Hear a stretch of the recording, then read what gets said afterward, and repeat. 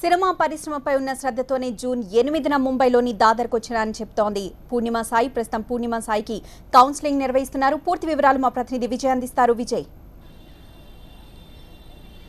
పూర్ణిమ సాయిని పేరెంట్స్కి అప్పచెప్పాలా లేదన్న దానిపైన జువైనల్ కోర్టు ఈరోజు ఒక నిర్ణయం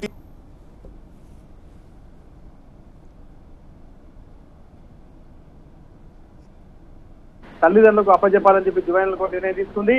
ఈ రోజు కేవలం తల్లిదండ్రులని కలవను అని చెప్పి మారాం కేసు నేపథ్యంలో ఆమెకి కౌన్సిలింగ్ ఇచ్చారు. చిన్న పిల్ల మైనర్ పిల్ల అయినటువంటి నేపథ్యంలో తల్లిదండ్రులను కూడా పిలిపించి రేపు ఉదయం 10:30కు ఇదే జువైనల్ హోమ్ లో రేపు 10:30కు ఆమెను అప్పచెప్పనున్నారు. అయితే అటు పూర్ణిమ సాయి కొన్ని స్టేట్మెంట్ లో కొన్ని విషయాలను రికార్డ్ చేసింది. అయితే జూన్ 7వ తేదీ నిజాంపేట నుంచి బయటకు వచ్చినటువంటి తన ఇంట్లో నుంచి స్కూల్కి వెళ్దామని బయటకు వచ్చినటువంటి పూర్ణిమ సాయి అక్కడి నుంచి షిరిడీ వెళ్ళింది.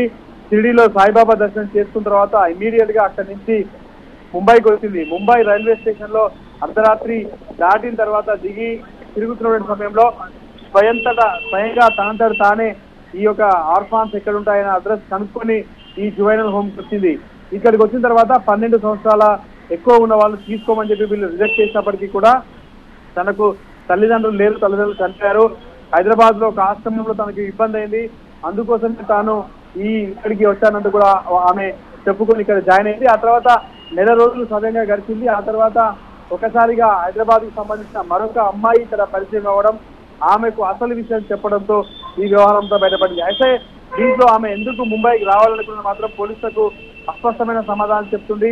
2 రకాలైన సమాధానాలుగా చెప్తుంది. ఒకటి, తనకు సినిమా ఇండస్ట్రీ అంటే అటు సీరియల్స్ అంటే చాలా ఇష్టం, అందుకోసం తాను ఒక హీరోని కలవడానికి వచ్చాను, ఇక్కడ అవకాశాలు వస్తాయంటూ ఒక వాదన చెప్తే, సాయిబాబా కల్లోకి వచ్చాడు, సాయిబాబా ఇదంతా చేయమన్నాడంటూ కూడా మరొక వాదన పోలీసులకు చెప్పే ప్రయత్నం చేసింది.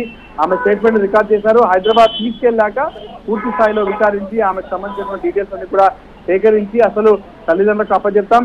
కానీ జువైనల్ కోర్టు మాత్రం చాలా ఖచ్చితమైన నిర్ణయం తీసుకుంది. రేపు ఉదయం 10:30కు మాకు ఇవ్వడానికి ఒప్పుకుందన్నట్టు కూడా హైదరాబాద్ పోలీసులు అయితే చెప్తున్నారు. ప్రస్తుతం ఎస్ఐ శంకర్ తో పాటు ఆమె తల్లిదండ్రులు అయితే ఇంకా అక్కడ ఇప్పటికీ అదే పోలీస్ స్టేషన్ లో ఉన్నారు, వాళ్ళు ఇక్కడికి రాలేదు. కానీ ఎస్ఐ మాత్రం ప్రజెంట్ లోపల ఉండి ఆమె స్టేట్మెంట్ అయితే రికార్డ్ చేశాడు. జువైనల్ బోర్డు ఎవరైతే ఉన్నారో సభ్యులు, వాళ్ళ సభ్యుల సమక్షంలోనే ఆయన పూర్ణిమ సాయితో మాట్లాడాడు.